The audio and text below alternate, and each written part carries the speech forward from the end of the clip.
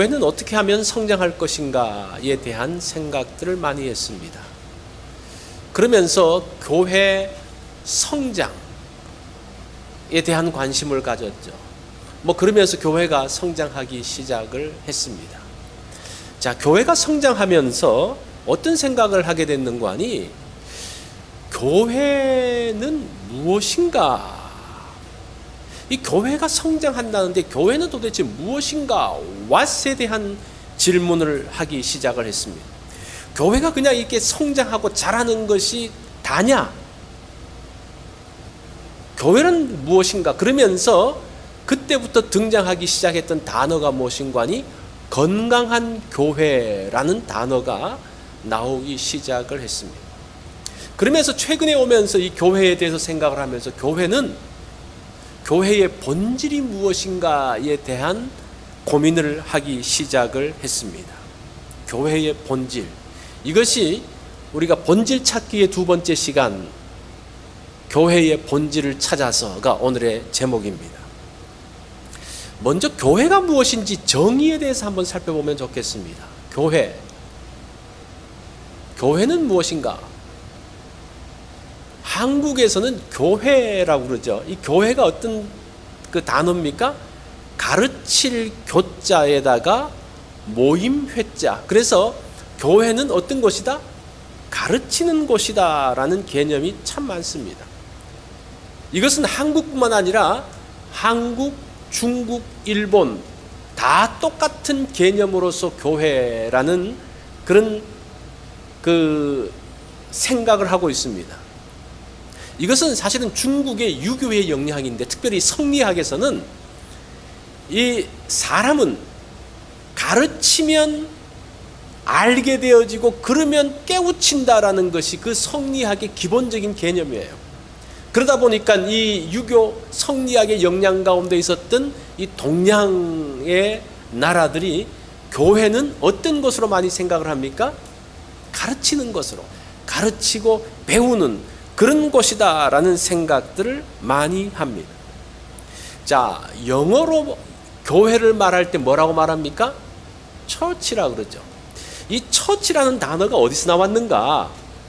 이 독일어의 키르케라는 단어에서 나왔는데, 이 단어는 헬라어에서 퀴리아코스, 그러니까 이게 무슨 말인가 하니, 주님께 속한 사람들이라는 그런 뜻에서 철치라는 단어가 나오게 됩니다. 이것은 마틴 루터의 영향이 크다고 그러더라고요. 그래서 이 마틴 루터는 공동체를 굉장히 중요하게 여기면서 이 철치라는 단어가 주님께 속해 있는, 그래서 이 처치라는 개념을 갖고 있는 서구의 교회들은 어떤 것에 많은 관심을 가질까요? 교제하는 것, 함께하는 것에 대한 관심을 많이 갖게 됩니다. 이 교회에 대한 정의가 동서양이 이렇게 조금 달라요. 교회는 동양에서는 가르치고 배우고, 그래서 성경 공부, 제자 훈련 가르치는 데 애씁니다. 근데 서구의 교회에서는 주님께 속한 성도들이 모여서 교제하는. 자, 그러면 이 성경이 말하고 있는 교회라는 것이 무엇일까? 교회가 무엇입니까? 성경에서는, 그 헬라어에서는 교회를 에클레시아라고 이야기를 합니다. 이 에클레시아라는 단어가, 에크라는 단어는 구별하다라는 뜻이에요. 구별하다. 이 구별하다는 것은 특별히 하층민으로부터 구별하는 그런 뜻입니다. 하층민으로부터 구별하는. 칼레오라는 단어는 불러내다라는 그런 뜻이에요.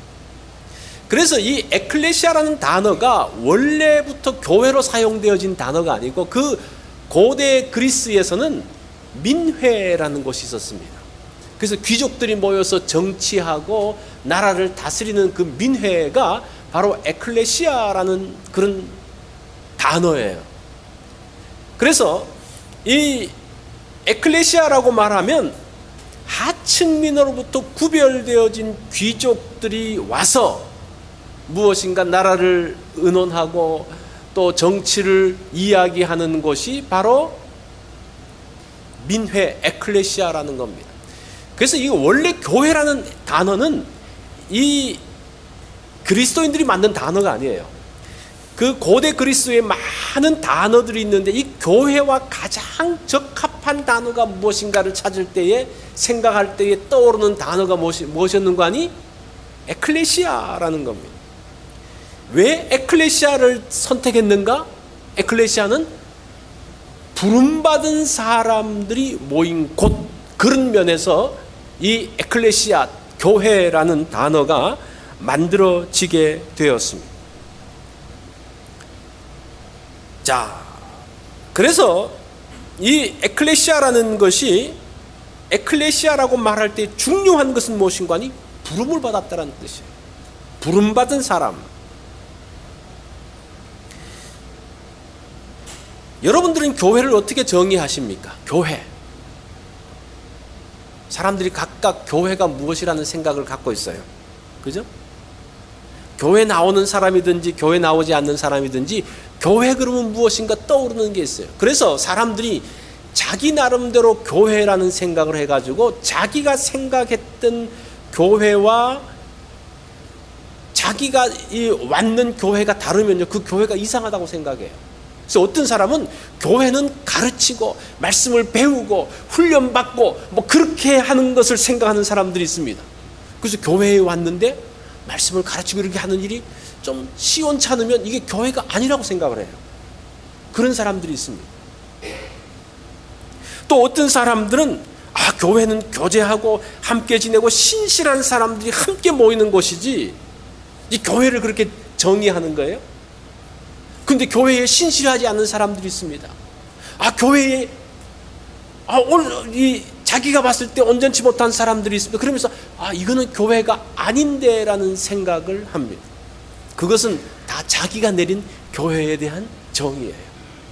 자, 오늘은 성경이 교회에 대해서 무엇이라고 말하는가에 대한 것들을 보겠습니다. 교회가 뭐라 그랬습니까? 교회는 부르심이라는 거. 부르심. 누구로부터 부르심을 받는 겁니까? 하나님으로부터 부르심을 받는 것이라고 이야기를 합니다.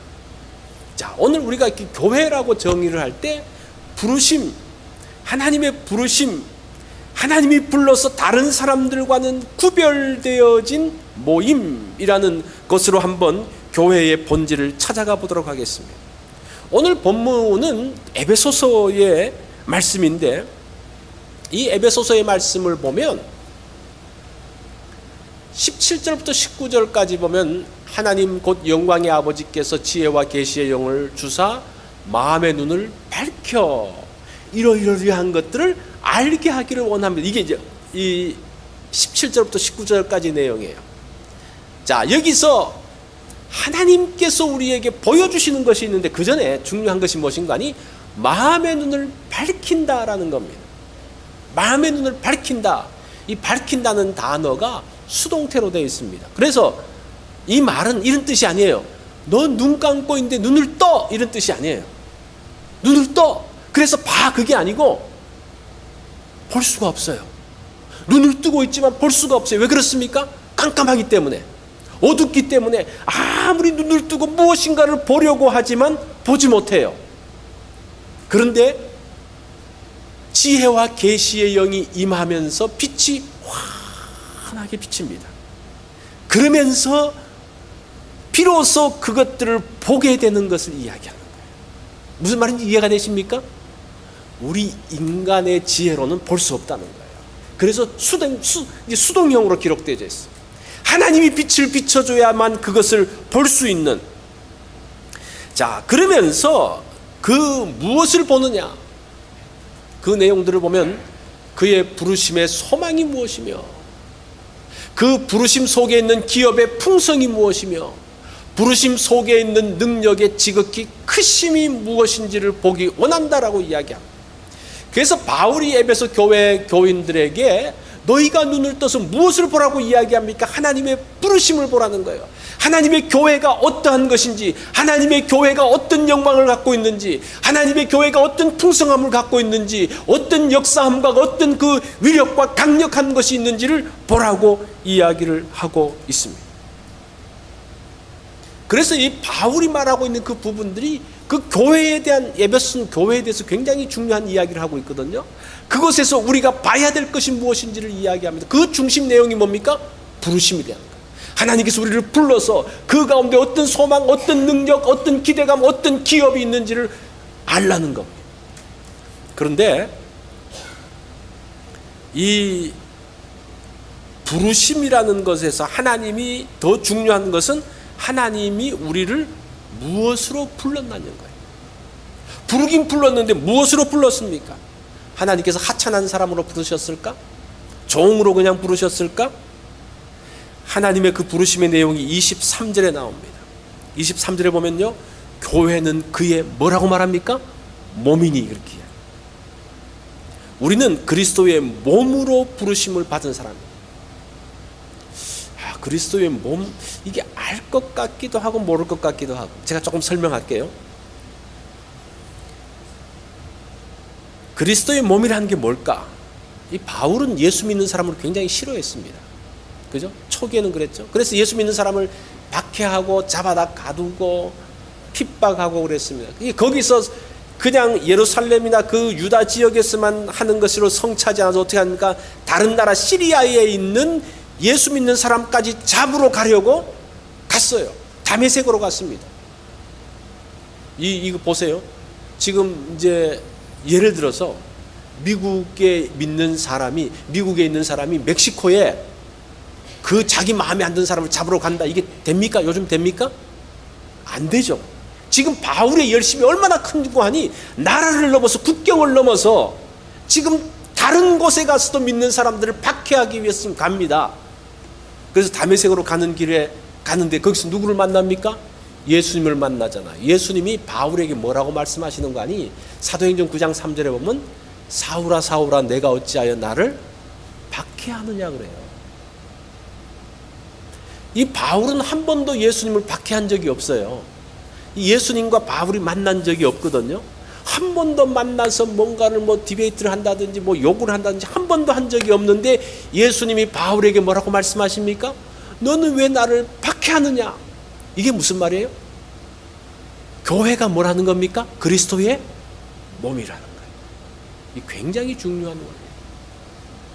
하나님께서 하나님의 성도들, 그리스도의 백성들을 그 건드리는 박해하는 사람들을 향해서 너는 나를 박해했다라고 이야기합니다. 놀라운 이야기예요. 우리를 그리스도의 몸으로 부르셨다는 것이 그러한 의미입니다. 우리 가운데 있는 어떤 어려움, 어떤 문제들 있을 때에 그것 때문에 힘들어하고 그것 때문에 고통당하고 있을 때에 예수 그리스도가 뭐라고 말씀하시면 그것을 함께 아파하시는 거예요. 우리가 아파서 주님 앞에 기도하면서 하는 그 모든 것들을 주님이 들으시면서 함께 마음 아파하시는 거예요. 그게 한 몸이에요. 그게 그리스도의 몸이 되어지는 거예요. 우리가 한 몸이라고 이야기할 때 부부관계를 한 몸이라 그럽니다. 그죠? 부부를 하나가 되었다 그래요. 그래서 교회는 그리스도의 뭐라고 이야기합니까? 신부다라고 이야기하죠. 하나 되어진 신부. 이 부부가 얼마나 이렇게 하나 되었는지를 우리가 알잖아요. 이게 찢어지기가, 이게 사람들이 찢으면 그 이혼하면 어떻게 됩니까? 이 둘 다 그냥 파탄될 정도로 한 몸의 그 모습들을 볼 수가 있습니다. 또 그리스도는 교회의 머리라고 이야기합니다. 머리. 이 머리는, 이 몸은요, 머리의 지시를 받아서 움직입니다. 머리의 지시를 거부하면 문제를 일으켜요. 머리의 지시대로 온몸이 따르면요, 몸은 건강해져요. 폴 브랜드라는 분이 나를 지으신 하나님의 놀라운 손길이라는 그 책에서, 이 폴 브랜드는 의사입니다. 그래서 이분이 그 에베소 교회에 대한 것들을 의학적으로 굉장히 많이 설명을 했는데, 거기 보면 그리스도와 한 몸이 된다는 것을 이렇게 이야기합니다. 몸에는 여러 세포가 있습니다. 피부 세포도 있고 이 내장 세포도 있고, 내장에도 장기가 얼마나 여러 장기가 있습니까? 다양한 세포가 있습니다. 세포의 모양과 기능은 다르지만 세포의 DNA는 동일합니다. 그것이 하나라는 거예요. 그래서 우리가 하나가 된다라고 했을 때 다 똑같이 하나가 되는 것을 말하는 게 아니에요. 기능이 달라요. 모양도 달라요. 그렇지만 중요한 게 뭡니까? 그 속에 있는 DNA가 무엇인가가 중요합니다. 우리가 이제 이 장기가 문제가 생기고 그러면 어떡합니까? 장기를 이식받잖아요. 장기를 이식받을 때 그 똑같은 모양, 그리고 잘 될 수 있는 그 장기를 가져옵니다. 세포의 모양도 비슷하고 뭐 거의 같고 세포의 기능도 똑같아요. 그런데 그 장기를 집어넣으면 이 장기가 서로 잘 활발하게 움직입니까? 안 움직여요. 왜 그렇습니까? DNA가 다르니까요. 거부하는 거예요. 지금 하나라고 이야기했을 때에 어떤 모양, 어떤 기능이 중요한 것이 아니라 어떤 DNA, 어떤 신앙을 갖느냐가 중요하다는 겁니다. 지금 이 폴 브랜드가 그런 이야기를 하고 있습니다. 세상 사람들이 가지고 있는 DNA와 예수 그리스도가 가지고 있는 DNA가 달라요. 그것을 마태복음 10장 그 45절 그 어간에서 말씀하고 있잖아요. 세상 사람들은 위에서 군림하고 왕들은 군림하지만 나는 어떻게 오셨다라고 이야기합니까? 예수님은 나는 섬기기 위해서 오셨다라고 이야기합니다. 예수 그리스도의 DNA와 세상의 DNA가 다르다는 겁니다. 그러면서 이 폴 브랜드의 그 책에서 이 동일한 내용 중에서 이런 내용이 나옵니다. 그리스도께 항명하는 것. 항명이라는 말은 명령을 거부하는 것을 이야기하죠. 항명하는 것을 이렇게 설명을 합니다. 몸의 모든 세포는 머리의 지시를 받습니다. 세포는 죽고 없어지면서 이 몸이 새롭게 되어지는 거예요. 이 세포가 어느 정도 기간이 지나면 이게 죽으면서 또 새로운 세포가 나오잖아요. 이 뇌는 몸을 새롭게 하기 위해서 세포에게 죽으라는 명령을 합니다. 그럼 이 세포가 뇌의 지시를 따라서 죽어요. 그러면 새로운 세포가 올라와요. 그런데 가끔 뇌가 세포에게 죽으라고 명령하는데 죽지 않는 세포가 있어요. 나는 싫어.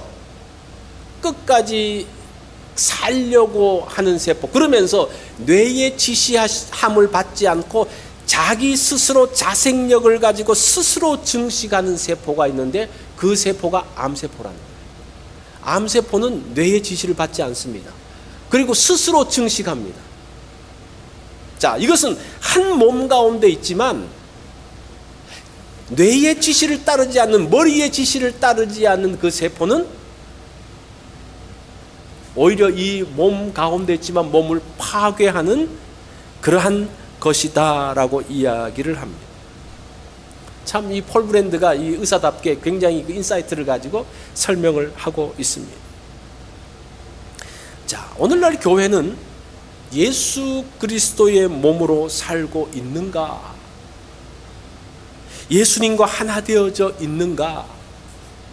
만약에 예수 그리스도와 교회가 하나 되어져 있다면 현재와 같은 모습은 아닐 겁니다. 많은 경우 교회들이, 또 많은 경우 성도들이 하나님의 지시하심, 예수 그리스도의 지시하심을 대로서 살면서 같은 DNA를 가지고 같은 생각, 같은 마음을 가지고 과연 가고 있는가? 왜 교회가 힘을 잃어가고 있습니까? 왜 교회가 문제가 생기면서 서로가 대적하고 있습니까? 왜 그런 영광스러운 모습들을 드러내지 못하고 있습니까? 그리스도의 몸으로 하나 되지 못했기 때문이라고 이야기합니다. 하나가 된다는 것이 이처럼 중요합니다. 우리 교회 속에서 그리스도의 영광이 나타나야 됩니다. 우리가 예배할 때에, 우리가 모여서 교제할 때에, 우리가 식사할 때에, 우리가 작은 일 가운데서도 하나님의 영광, 어떨 때에 한 몸이 되어졌을 때에 하나님의 영광들이 나타나고 있는 것을 볼 수가 있습니다. 언제 그 영광, 언제 그 축복, 언제 그 평안이 나타납니까? 우리 가까운 친구 사이를 한번 생각해 보십시오. 부부 사이를 한번 생각을 해 보십시오. 어떻습니까? 서로 마음을 합해서 또 서로 뜻을 합해서 나갈 때에 좋다, 행복하다 이렇게 느끼잖아요. 그죠? 우리가 자녀와의 관계에서도 자녀가 말을 잘 듣고 자녀가 서로 자녀와 이렇게 말이 잘 통하면 어떻습니까? 행복하다. 이게 기쁨이고 영광이에요. 그죠? 교회의 영광이 뭡니까? 서로 한 몸이 이루어지면서 서로 하나가 되면서 야 좋다.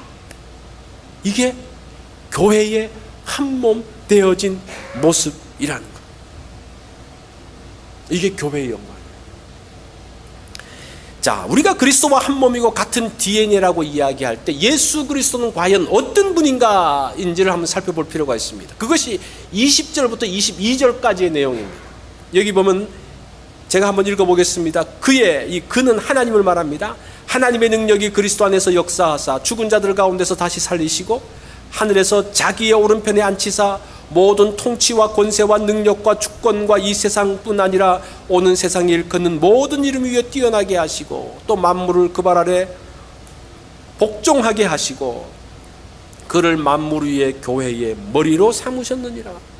예수님은 죽음에서 부활하셔서 지금 하늘 보좌에서 통치하고 계시는 분입니다. 모든 통치와 권세와 능력과 주권이 주님 앞에 굴복합니다. 그러면서 22절을 보면 굉장히 중요한 말씀을 해요.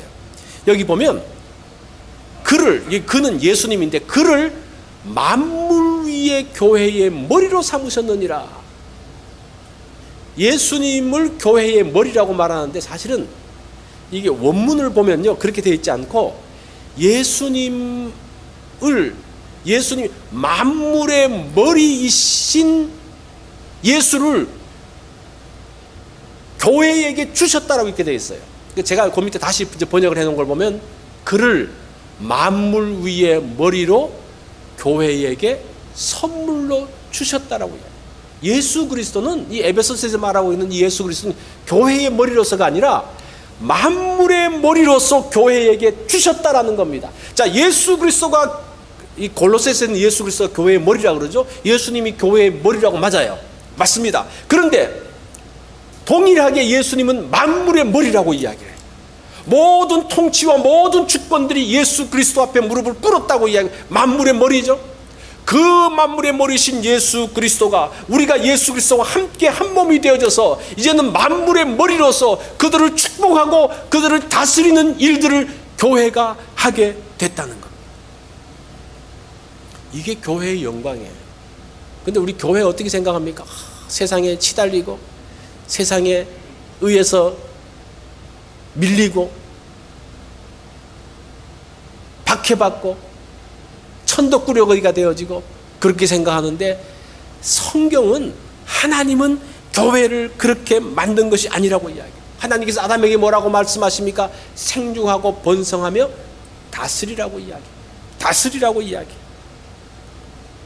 사실은 예수 그리스도 만물의 머리이신 예수 그리스도를 교회에게 주신 것은 교회가 만물을 다스리고 만물을 섬길 수 있도록 하신 거라는 거예요.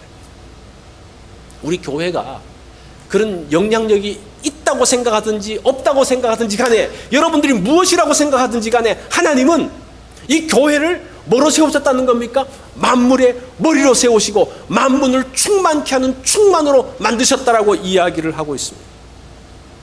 우리가 만물을 다스리기 때문에 우리 앞에 있는 그 문제들 우리가 능히 감당해낼 수가 있어요. 우리가 이런 생각들을 하는 게 굉장히 중요합니다.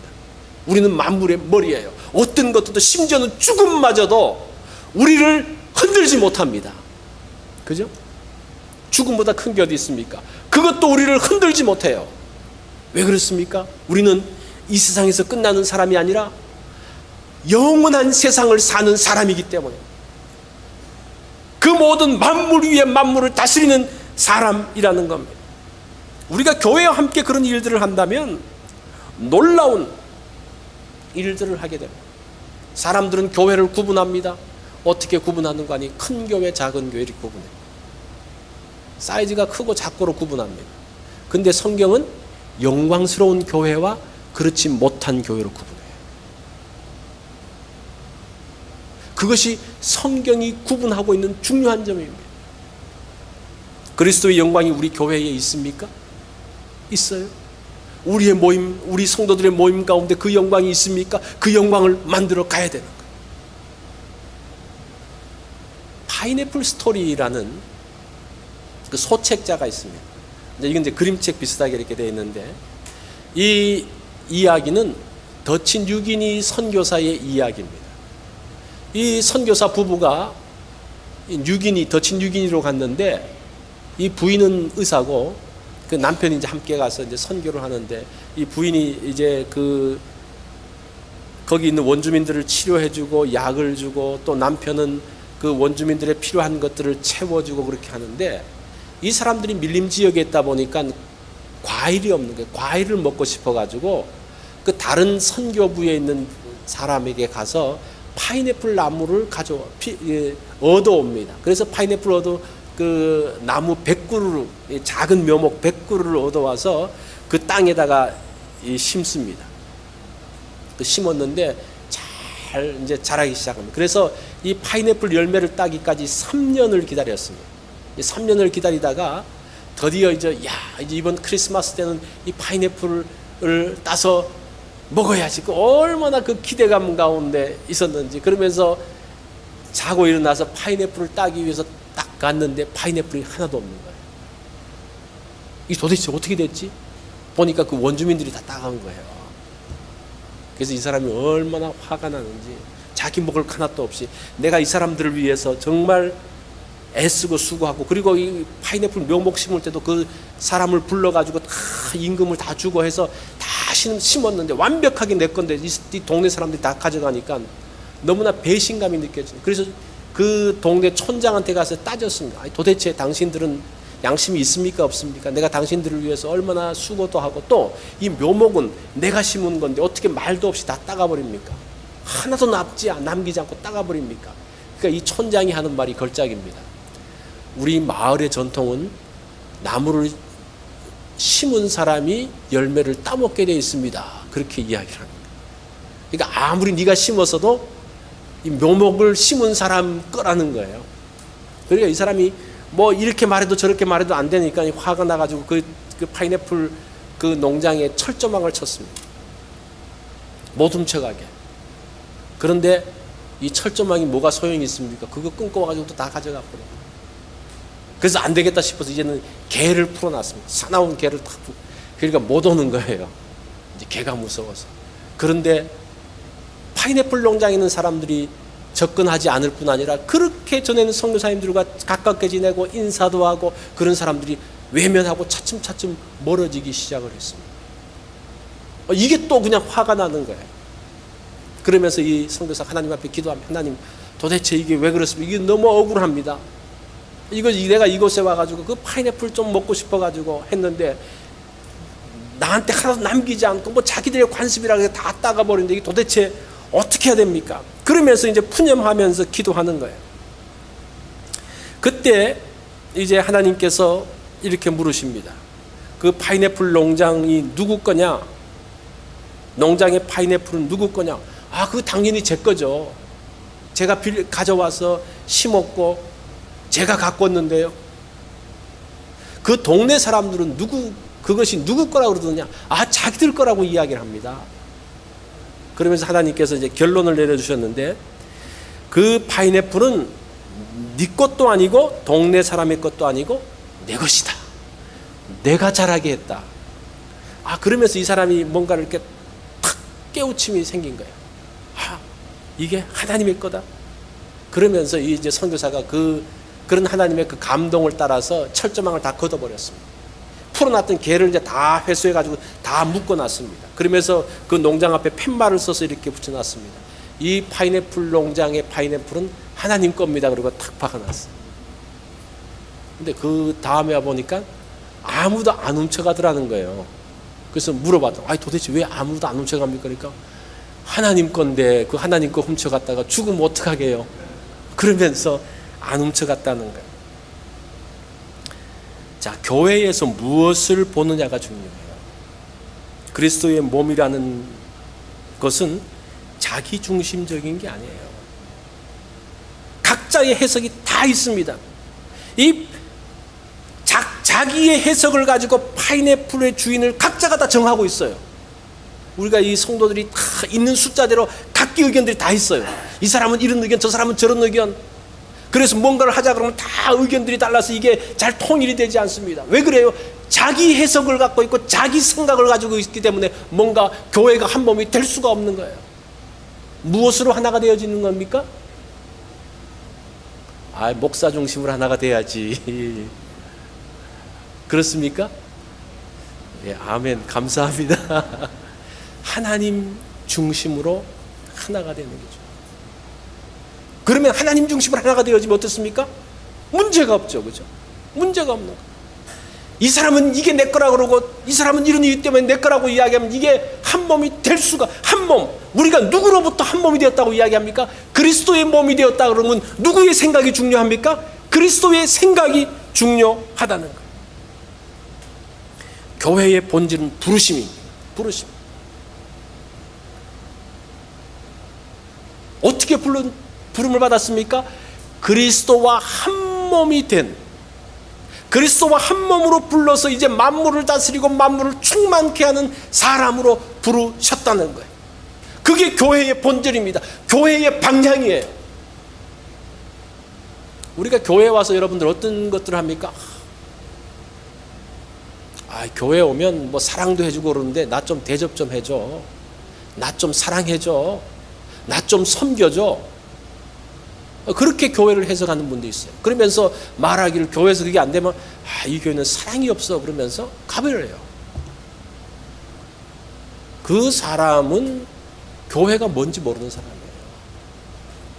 교회가 자기 섬겨주는 데입니까? 자기를 받들어주는 데입니까? 그렇게 부르심을 받았습니까? 그것은 교회의 본질을 잘 알지 못하는 겁니다. 오히려 교회는 예수 그리스도의 DNA를 가지고 있는 공동체입니다. 예수 그리스도의 DNA가 뭡니까? 섬기는 거예요. 자기 목숨을 드리면서 섬기는 거예요. 그걸 통해서 만물을 풍성하게 하는 거예요. 예수 그리스도가 그 교회를 세우기 위해서 자기 목숨까지 바쳐서 만드신 그 교회가 뭡니까? 그 본질이 뭐예요? 누구 한 사람 섬겨주는 게 아니죠. 만물을 충만케 하는 거예요. 그리스도의 몸으로 그 하나님의 영광을 드러내는 겁니다. 그 교회의 영광. 우리가 그 교회의 영광을 보면요, 우리가 흥분하기 시작해요. 흥분하기 시작해요. 사람들이 그 영광스러운 교회의 모습을 보면서 사람들이 흥분하면서 기대감을 가지면서 나가기 시작합니다. 교회가 그 제대로 이 영광을 발휘하면요, 이 시대의 대안이 될 수가 있어요. 그런데 이 시대의 교회는 어떻습니까? 대안이 아니라 천덕꾸리가 되어졌습니다. 세상 사람들이 교회를 걱정하고 있습니다. 왜 그래요? 왜 천덕꾸리가 되어졌습니까? 그 교회의 영광이 왜 상실되어졌습니까? 자기 생각 가운데 빠지기 때문에 그래요. 자기 정의를 따라서 교회를 섬기고 신앙생활을 하기 때문에 그러하다는 것. 교회는 만물을 충만케 하고 세상을 충만케 하는 에너지가 있습니다. 그 교회, 그럴 때에 하나님께서 기뻐하시는 교회가 됩니다. 우리 교회는 본질대로 그리스도와 함께 하나 되어져서 만물을 축복하는 그러한 교회가 되어지기를 바랍니다. 우리 다 같이 기도하겠습니다.